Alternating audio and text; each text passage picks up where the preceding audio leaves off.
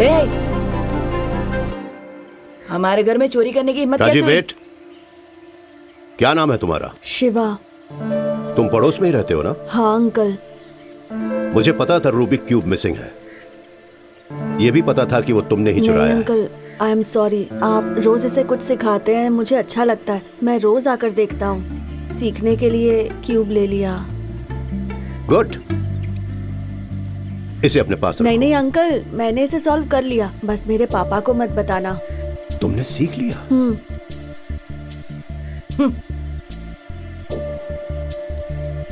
Rajiv come here, पकड़ो। Here. अब तुम दोनों इसे एक साथ अब सॉल्व करना शुरू करो और जो जीतेगा उसे चॉकलेट मिलेगा। I am timing it now.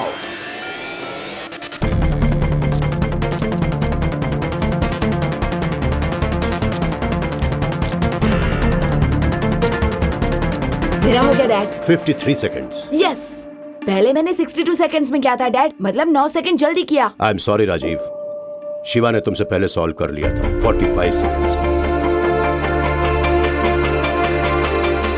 Good, chocolate is yours. Thank you uncle. क्या तुम अब भी और सीखना चाहोगे शिवा? हाँ अंकल।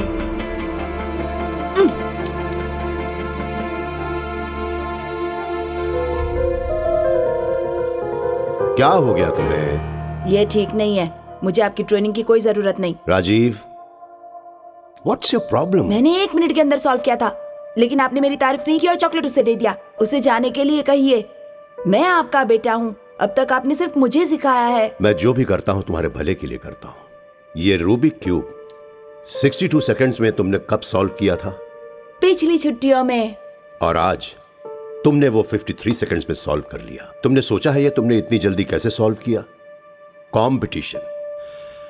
इतने दिनों से तुम्हारी अकेले ही ट्रेनिंग चल रही थी, लेकिन जब तुम्हें कंपटीशन का सामना करना पड़ा, पता है ना तुम्हें, तुम में और बेहतर करने की इच्छा जागृत हुई। लेकिन डैड, लिसन टू मी, जब मैं सर्विस में था उन्होंने मुझे मारने की 13 बार कोशिश की।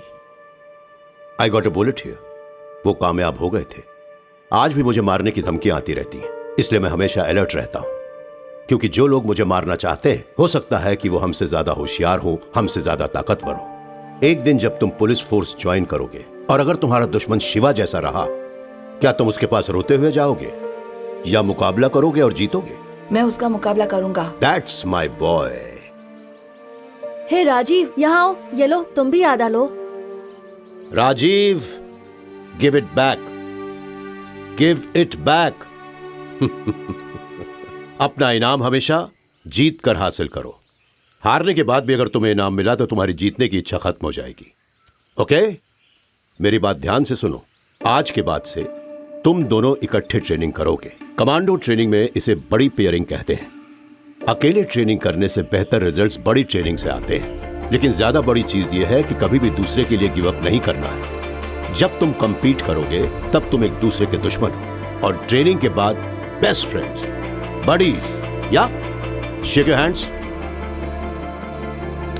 That's it. मेरे जैसा अच्छा पुलिस ऑफिसर बनना चाहते हो तो तुम्हें सख्त ट्रेनिंग लेनी होगी। सबसे इंपॉर्टेंट बात है फोटोग्राफिक मेमोरी। जब तुम कोई जगह या वारदात देखो तो वो दिमाग में फोटोग्राफ की तरह रजिस्टर हो जानी चाहिए। चलो, दोनों अपनी आंखें बंद कर लो। तुम्हारी फोटोग्राफिक मेमोरी का टेस्ट करते हैं। जिस रास्ते से आ रहे थे वहां का क्या क्या तुम्हें याद आ रहा है? भुट्टे वाला, भजिया वाला, गाजर वाला। तुम तो स्वेटर की दुकान भूल गए। हाँ, स्वेटर की दुकान भी थी अंकल। एक पुलिस वाले को क्या दिखाई देना चाहिए पता है? मेरे पीछे देखो।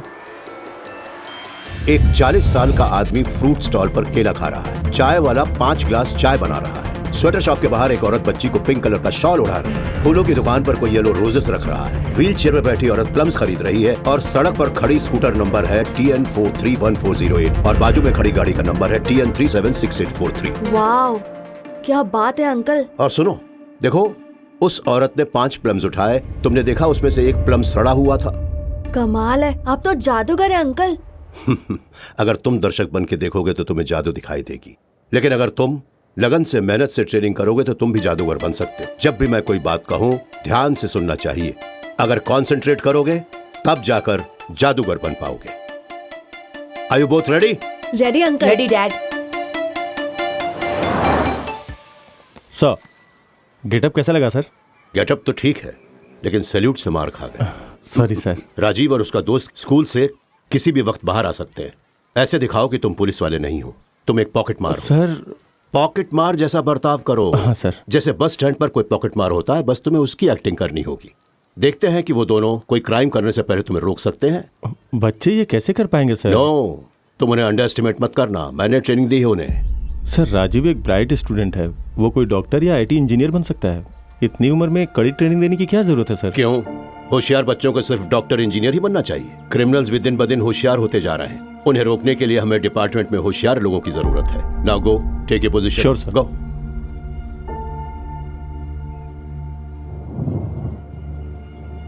थैंक्स।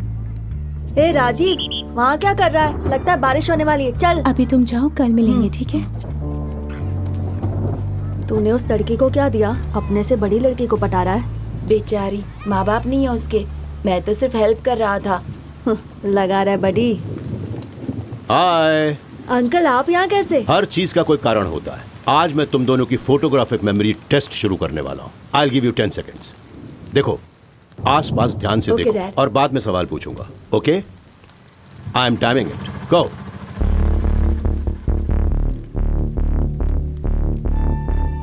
That's it. तुम्हें कुछ सस्पिशियस दिखाई दिया? अब याद करो कि तुमने क्या देखा। चप्पल वाले के हाथ में बड़ी सी सुई थी।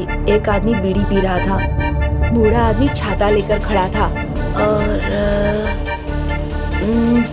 याद आ गया डैड, ब्लैक जैकेट वाला।